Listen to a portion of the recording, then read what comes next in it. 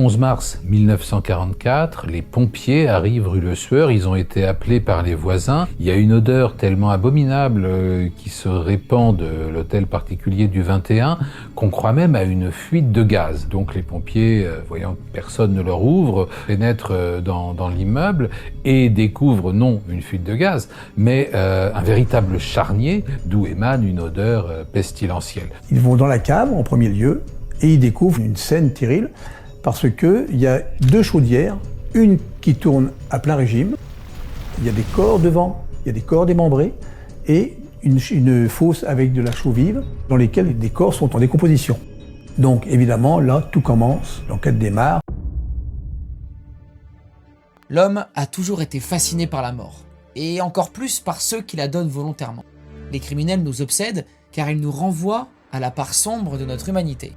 Et il y a tout juste 80 ans, la France a les yeux rivés sur un procès, celui du docteur Marcel Petiot. Mais derrière ce monstre, qui gazait ses victimes à Paris en pleine Seconde Guerre mondiale, une question demeure. Comment ce médecin respecté, également maire d'une commune, a pu tomber dans un tel engrenage criminel? Et pour le savoir, nous sommes retournés sur les traces du docteur Marcel Petiot, alias le docteur Satan.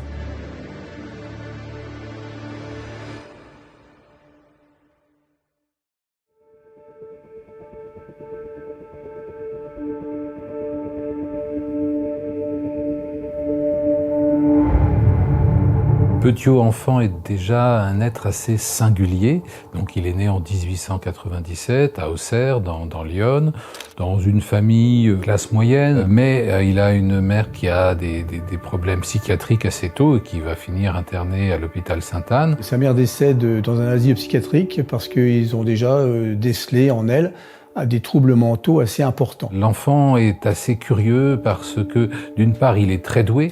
On a dit qu'il savait lire dès l'âge de 5 ans, qu'il s'intéresse à beaucoup de choses. Il est assez vif, mais il est aussi assez étrange, assez bizarre, assez cruel, car certains témoignages font état de sévices sur des animaux. Il aurait en particulier tenté de faire bouillir un chat. Il amenait des photos plus ou moins obscènes à l'école. Il s'est fait renvoyer de pratiquement tous les collèges qu'il a pu fréquenter. Une première fois, il est diagnostiqué comme atteint d'une forme de démence, comme déséquilibré. Il a 17 ans. Les cruautés sur les animaux chez les enfants sont prises au sérieux. C'est un trait qu'on a constaté chez de nombreux futurs tueurs en série.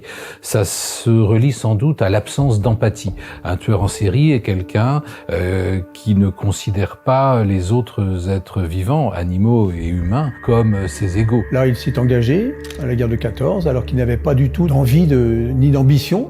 Et il y avait la possibilité, par le biais des anciens combattants, de pouvoir suivre les études accélérées. Et en 3 ans, je dis bien en 3 ans, il est devenu médecin.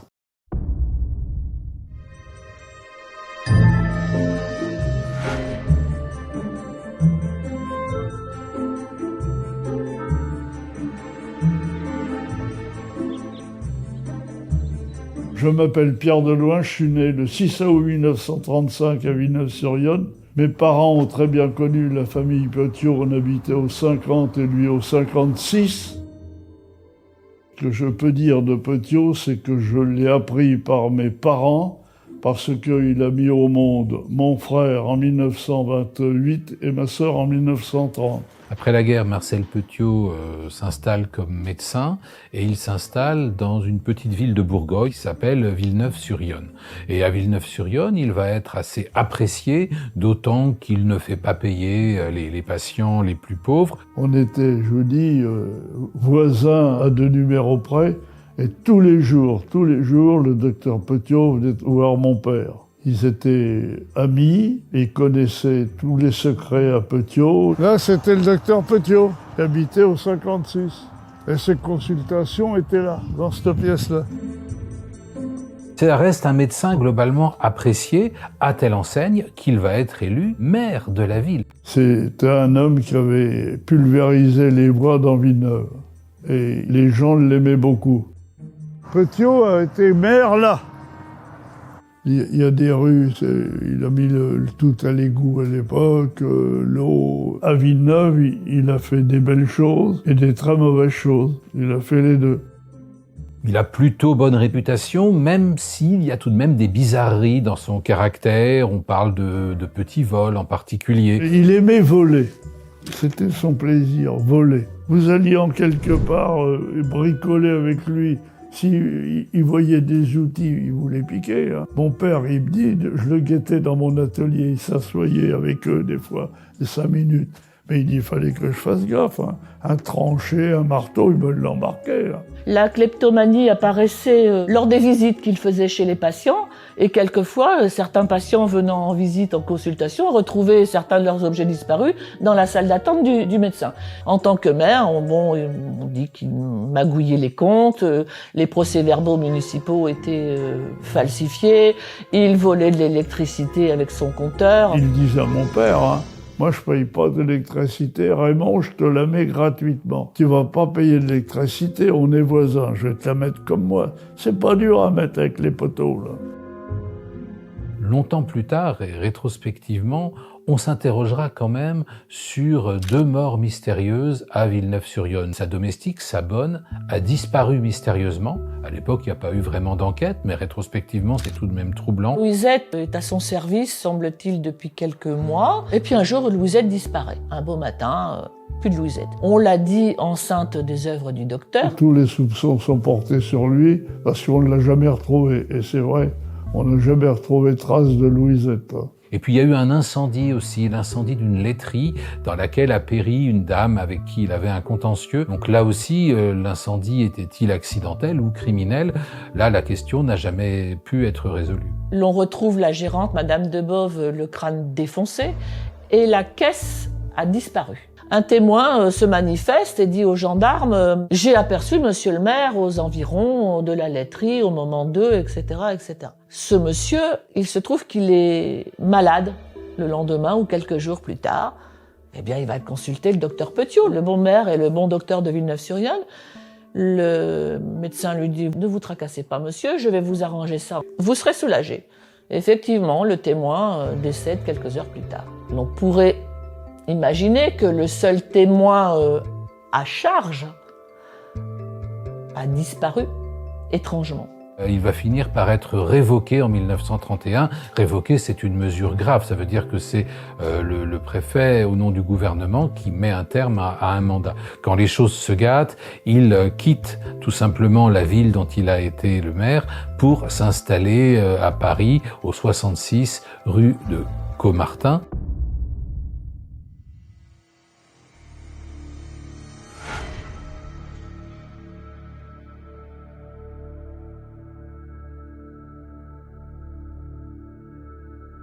On sait qu'il était très disponible et très agréable pour sa clientèle de quartier, les gens de la rue de Caumartin et des rues alentours. Petiot, c'est aussi un maître dans l'art de tromper son monde. Sachant qu'à Paris, Petiot a très vite développé une autre clientèle qui était celle des toxicomanes.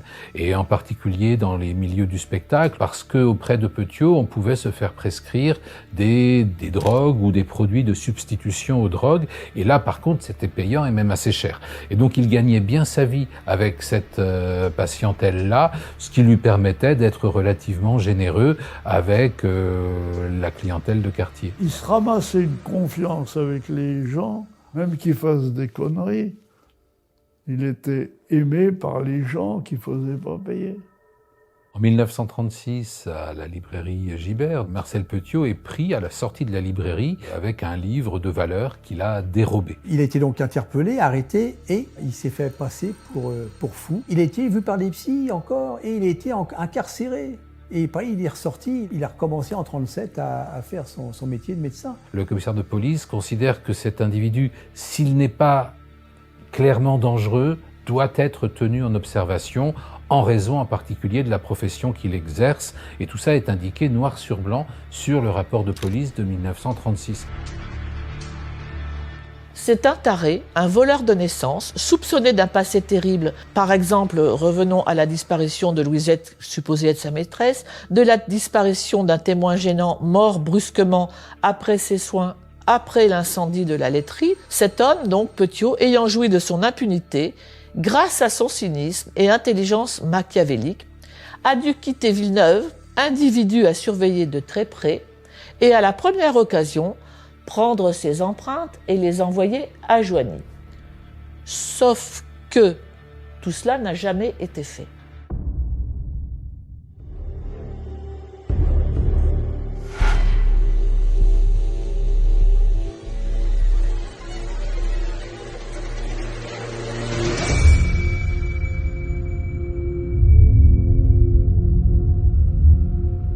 En 1941, Marcel Petiot achète un immeuble et même un hôtel particulier, rue Le Sueur, au 21.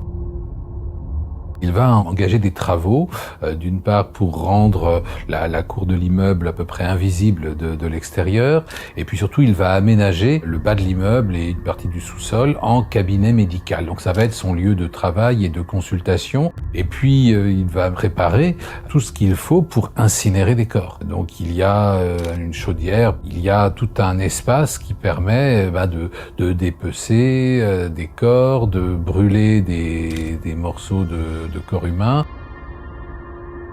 Il a fait des fosses dans lesquelles il y a de la chaux vive.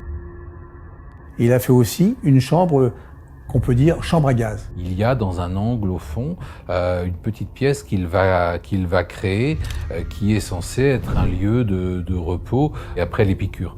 Dans cette pièce, les personnes soit sont empoisonnées par la piqûre qui leur a été faite, soit respirent un gaz létal qu'il fabrique. Et dans les deux cas, les personnes ne sortent vivant de ce petit réduit qui est au fond de son cabinet. Sauf que cette petite pièce, il peut la fermer et elle comporte un œilleton duquel il peut observer l'agonie de ses victimes.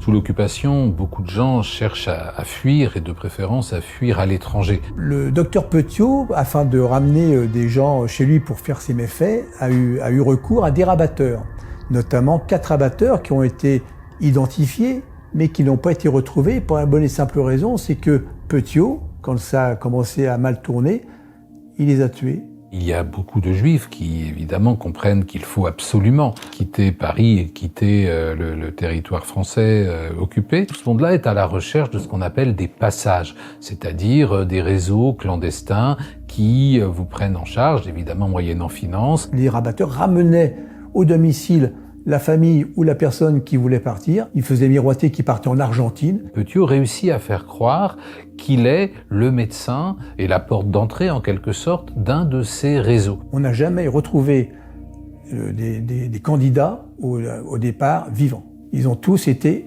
exterminés.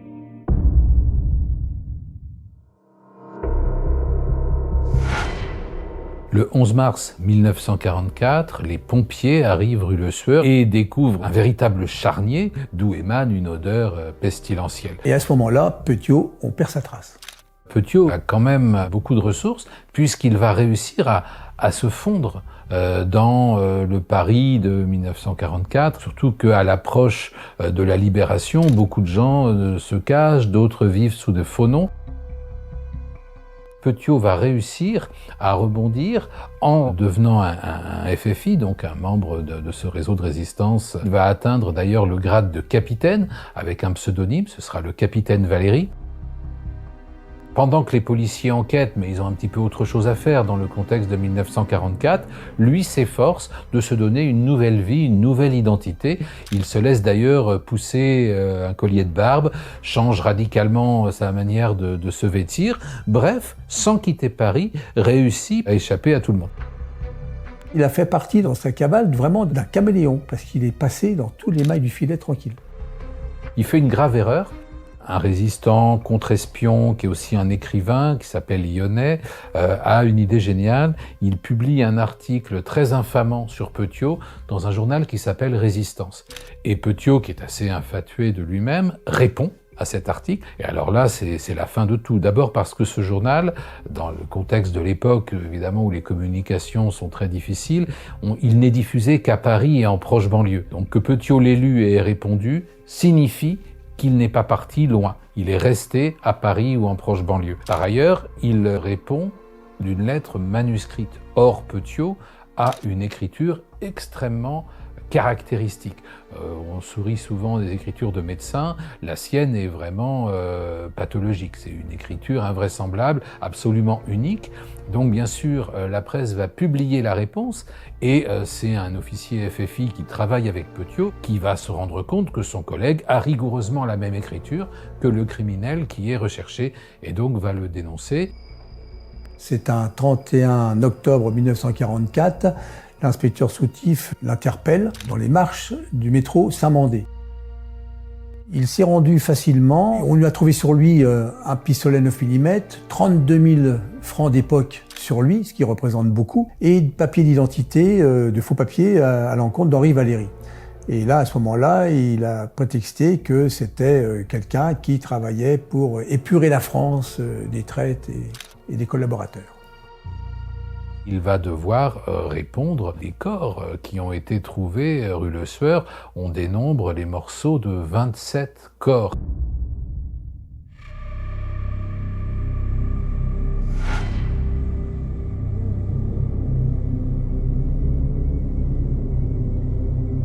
À partir du 18 mars 1946 s'ouvre le procès de Marcel Petiot. C'est le premier grand procès criminel de l'après-guerre. Il faut voir que Petiot s'est fait beau, il met en avant sa qualité de médecin, donc il est bien habillé, il porte volontiers le nœud papillon, il se tient droit, il se défend bec et ongles, c'est quelqu'un qui parle assez bien, il a fait de la politique, donc il sait s'exprimer en public. C'est vraiment le procès-spectacle de bout en bout. Il interpelle l'avocat général, il leur dit « mais laissez-moi parler, je vais finir par vous mettre une gifle ». Tout est à l'avenant du bonhomme, provocateur, finalement un peu détaché de l'horreur dont on parle. Là encore, Petiot va se montrer extraordinaire, puisqu'il va s'insurger, même au moment de son procès, en disant « comment ça 27 ?» Mais non, 63, voulez-vous dire. Il va revendiquer 63 assassinats, mais en expliquant que c'était pour la bonne cause. Le procès est impressionnant aussi parce que parmi les pièces à conviction, on produit toutes les valises et tout le linge et tous les objets trouvés chez Petiot. Et donc on a ce mur de valises qui sont les effets de ses victimes. Alors Petiot nous dit qu'il a éliminé des traîtres et des collaborateurs, mais quand on ouvre les valises, on va trouver des vêtements de femmes, on va trouver un pyjama d'enfant. C'est difficile tout de même d'expliquer qu'il s'agit là de collaborateurs ou de soldats allemands. Toujours un sourire de désinvolture, et même il a été constaté que Petiot, pendant certaines plaidoiries ou des personnes qui venaient témoigner, il dormait. Donc il a montré à plusieurs reprises qu'il n'avait que faire de ce procès. La vraie question, c'est relève-t-il d'un procès pénal, relève-t-il des assises? Bien sûr, il y a des cadavres, mais à plusieurs reprises au cours de sa vie, on l'a diagnostiqué déséquilibré mental. Est-il responsable de ses actes? Tout soupçon de folie a été écarté par le ministère public, par les avocats. Et il avait été expertisé par au moins 3 psychiatres qui l'ont jugé sain. Donc il a été reconnu coupable de ses actes avec comme motif principal l'avidité. Petiot est un tueur en série original dans la mesure où la dimension directement sexuelle n'apparaît pas. A priori, son mobile premier, c'est l'argent, l'intérêt, puisqu'il dépouille ses victimes et qu'il fait en sorte qu'on vienne chez lui avec de l'argent, des bijoux, des valeurs qu'il pourra ensuite négocier. Je ne pense pas qu'il soit antisémite, c'était plutôt l'appât du gain. Les Juifs partaient avec tout ce qu'ils avaient avec eux de bien, pour justement se refaire ailleurs. Les valises étaient pleines de bijoux et tout. On savait très bien que les Juifs avaient une fortune perso, et donc je ne pense pas qu'il y ait un côté antisémite chez Petiot. D'ailleurs, il ne tue pas que des Juifs, il tue des Juifs parce qu'ils veulent quitter le territoire. Il soigne des Juifs à son cabinet médical, donc il n'y a pas du tout d'exclusif. Simplement, il veut s'approprier leurs biens. Mais c'était des collabos ou c'était des Allemands. D'ailleurs, son avocat a longuement défendu son client sur cette thèse-là. C'était un résistant. Bon, vous le croyez ou vous ne le croyez pas. Il est impitoyable, c'est-à-dire que même un enfant sera assassiné, dépouillé par par Petiot, c'est quelqu'un qui n'a pas de remords, c'est quelqu'un qui est sans doute absolument imperméable à la douleur d'autrui, qui n'a pas de respect pour la vie d'autrui. C'est un homme qui n'a pas d'empathie. Sa seule dimension très humaine, c'est son orgueil. Mais c'est justement son orgueil qui va le perdre.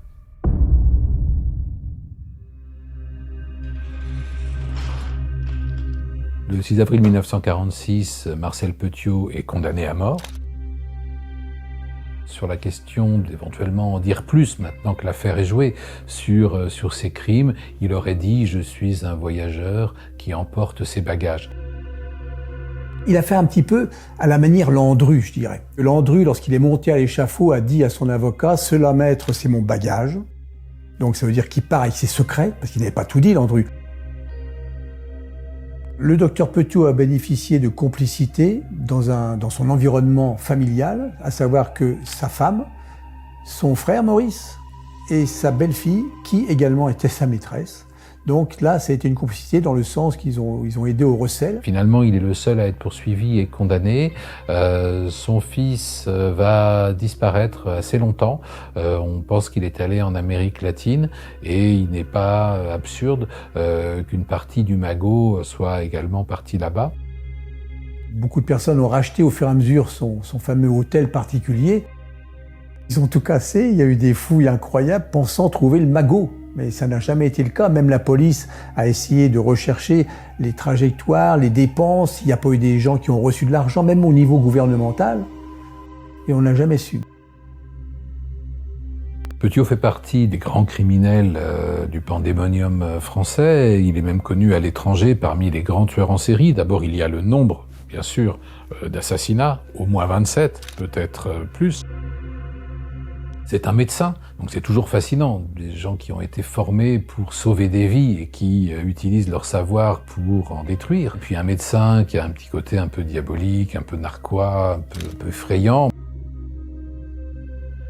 Et finalement, l'affaire Petiot, c'est un bon fait divers dans la mesure où un fait divers, c'est ce qui résume une époque, ce qui résume un moment de l'histoire. Il a cristallisé ces années de l'occupation, ces années noires, à travers ses propres crimes et son propre destin.